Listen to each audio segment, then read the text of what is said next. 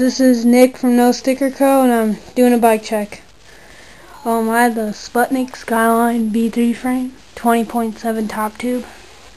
I have the Kink Badger V3 bars, the Odyssey mono lever, Odyssey Aaron Ross grips, animal bar ends. I have the Odyssey liner slit cable. I have the FBM Royal Crown V2 stem. I have the Odyssey headset, the Shadow Conspiracy Voltus forks, Animal GLH folding tire, the Odyssey Vandero 2 front rim, Mankind valve caps.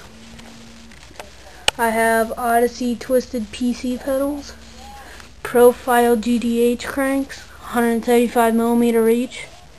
I have the 25 tooth Sputnik Icon sprocket, 25 tooth. I have the Profile bottom bracket, 19mm.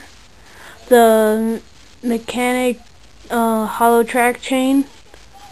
I have the Odyssey Evo 2 brakes. I have the Eclat complex padded seat combo. I have the Odyssey Hazard Light V3 rim and the Animal ASM folding tire. And yeah.